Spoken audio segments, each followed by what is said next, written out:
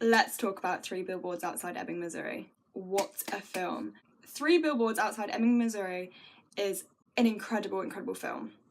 Everything about it is so moving and powerful. The story, the performances, soundtrack, the cinematography, the filmmaking, and even the comedy element, which I thought was a brilliant, brilliant touch to the film. It is about a woman whose daughter is murdered and she rents 3 billboards outside Ebbing, Missouri to sort of address the police and ask them why there's been no arrests like 7 to 8 months after her daughter's death. The story blew me away. It is something that isn't rare in film. The whole murder, no arrests, police brutality, why aren't the police doing what they should? Even though the story isn't 100% rare, it does feel that way. The tone is really, really unique.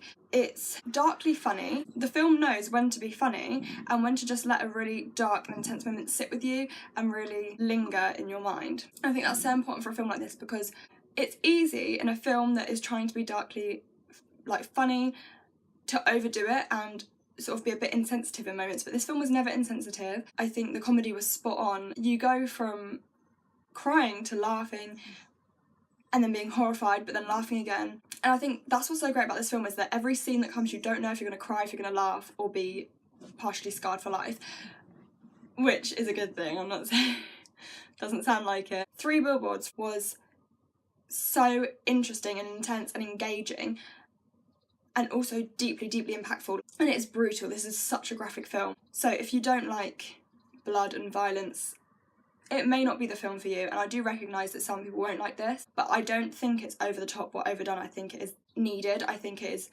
just right for the story that it's telling. The thing that probably blew me away most with this film was the cast and the performances they give.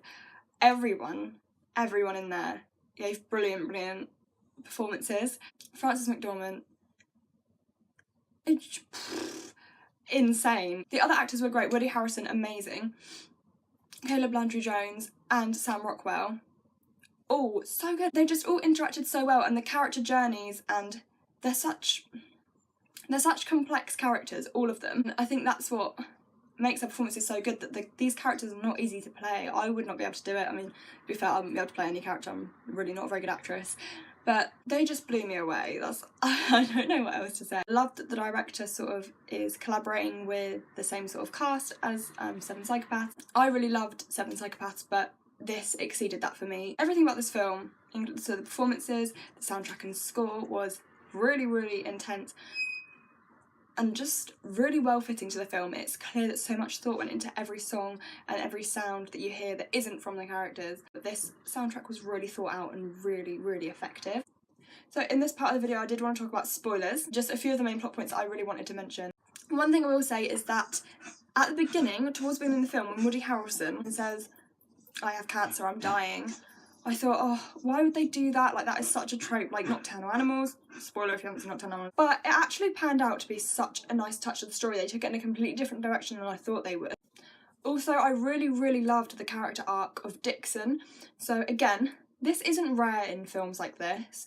There's always like the corrupt cop that ends up doing a good thing. And it doesn't make up for all the shitty things he's done in the past, but it just shows that he does still have some good in him and he is a human.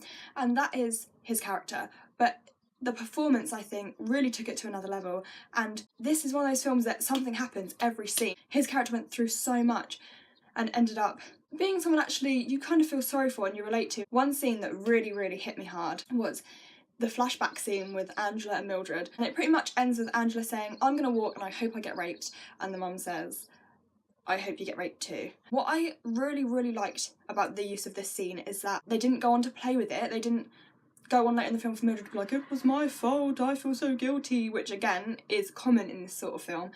Nothing needed to be said, you just know, and now you can see the motivations for Mildred's actions and her behaviour and her interaction with her ex-husband and her relationship with every character all comes down to her daughter's death, and that scene just sums it all up so in such a raw manner. And then finally I just want to talk about the ending. The ending I think was beautiful. The fact that this film has so much violence, so much anger, that it would have been really easy for the filmmakers and the director and the writers to go, yeah, they're going to go and kill that guy. He got his comeuppance for doing whatever he did to a girl that wasn't Angela. Both Dixon and Mildred will feel like avenged for something, but they didn't. It just shows this new, I don't want to say friendship, but this new agreeance with one another. It's such a beautiful ending. You just see these characters have developed and they're both overcoming a lot of grief. I will be going to see it again, and I really, really think it's worthy of all the nominations. If you hear crying, I'm really sorry.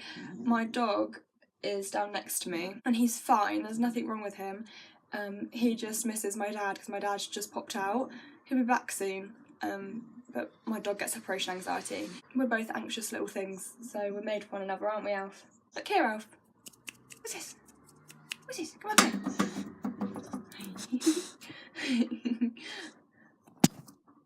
Hello. Hello, baby.